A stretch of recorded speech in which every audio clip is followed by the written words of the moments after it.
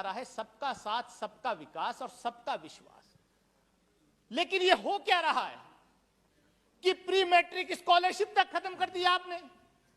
जो SC, ST, OBC minorities के बच्चे थे, वो आप चाहते हैं कि वो स्कूल ना जाएं, वो पढ़े ना। जो मौलाना आजाद नेशनल फेलोशिप थी, वो आपने खत्म कर दी। आप कर क्या रहे हैं? जो बेचारा ठेले पर पकौड़ी तल के बेच रहा है, आपने नौजवानों को रोजगार तो दिया नहीं। आदरणीय प्रधानमंत्री जी ने कहा था कि यह भी रोजगार है कि स्टूडियो के बाहर जो पकौड़ी तलने का पकौड़े तलेगा, वो भी तो एक रोजगार है। लेकिन आज तो हालत ये हो गई, उत्तर प्रदेश के अंदर जो पकौड़े तल रहे ठेले पे लगा करके GST की रेट उन पर हो रही है। पूछना चाहता हूं आपके माध्यम से, हम तो सर्वजन सुखाय सर्वजन हिताय की बात करने वाली पार्टी से हैं, लेकिन आपने जो 10% इकोनॉमिक क्राइटेरिया पर रिजर्वेशन दिया, उसका सर्वे कहां हुआ था? वो कौन सा कमीशन था जिसने सर्वे दिया? उनको आपने रिजर्वेशन दिया। मैं सभापति महोदय, मैं इन्हीं बात के साथ मैं आपके माध्यम से कि आपने मुझे बोलने का सप्लीमेंट्री डिमांड्स ऑन ग्रांट्स पर बोलने का मौका दिया।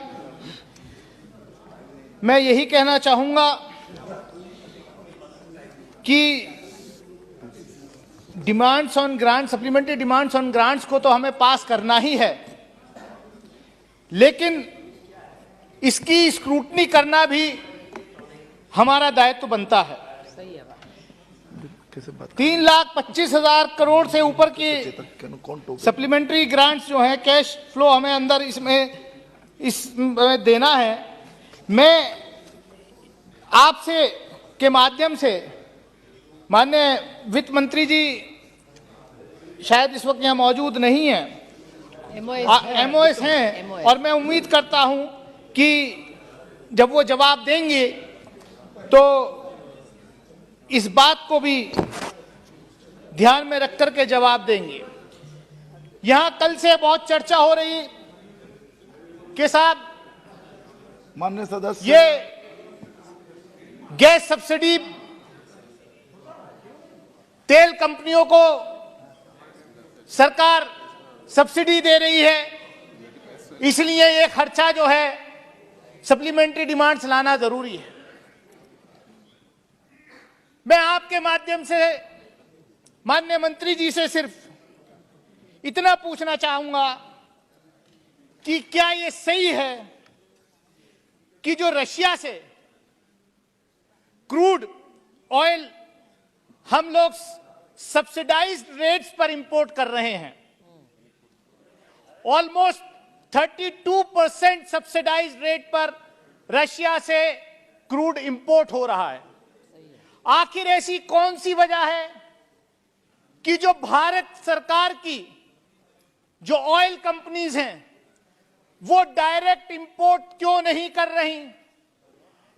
क्या यह सच नहीं है कि आपके सरकार के जो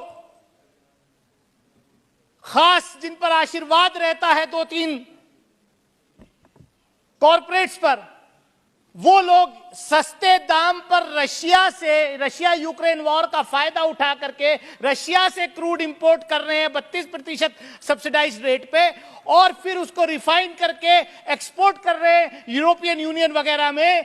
तो ये जो विंडफॉल गेन जो चंद खासतौर से रिलायंस और एसआर की नायरा, 2 कंपनीज का कितना बड़ा विंडफॉल गेन हो रहा है, इस पर सरकार जो है क्या कहना चाहेगी?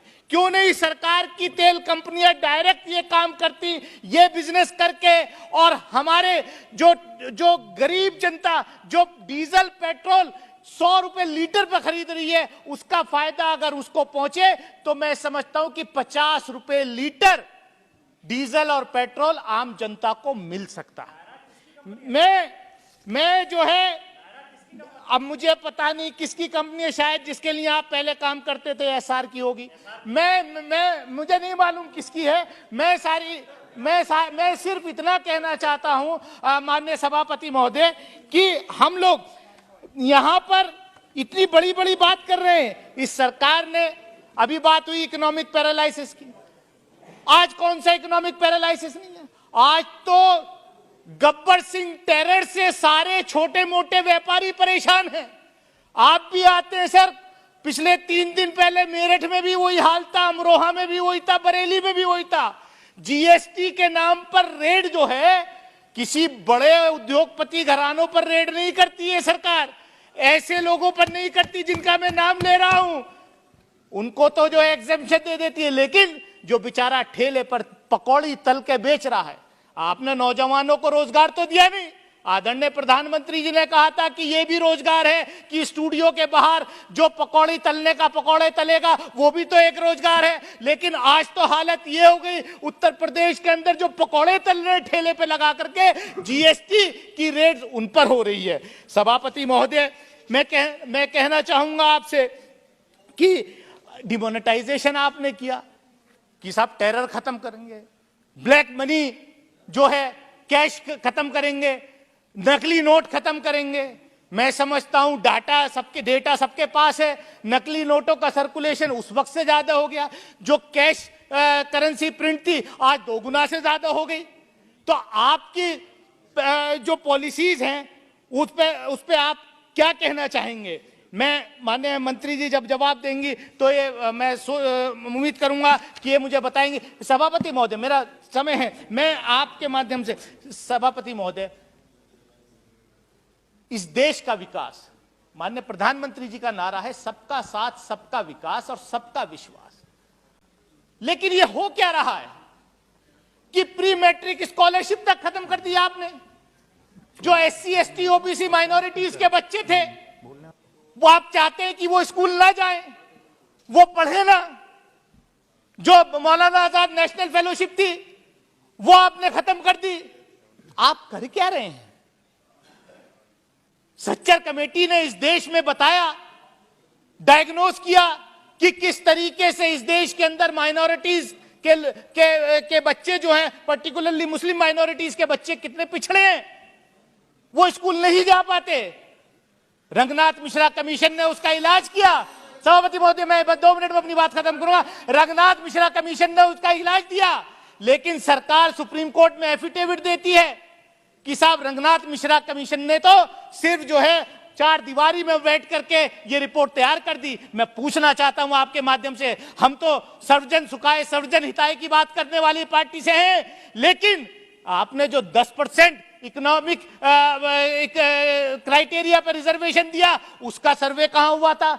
वो कौन सा कमीशन था जिसने सर्वे दिया? उनको आपने रिजर्वेशन दिया। मैं सभापति महोदय, मैं इन्हीं बात के साथ मैं आपके माध्यम से चाहूंगा कि जो प्री मैट्रिक स्कॉलरशिप है उनको बहाल किया जाए। जो SC ST माइनॉरिटीज के OBC के बच्चों को जो पढ़ाई से रोकने की कोशिश की जा रही है, मैं माननीय वित्त मंत्री से चाहूंगा कि वो उसको बहाल करने का काम करें। बहुत बहुत शुक्रिया, धन्यवाद।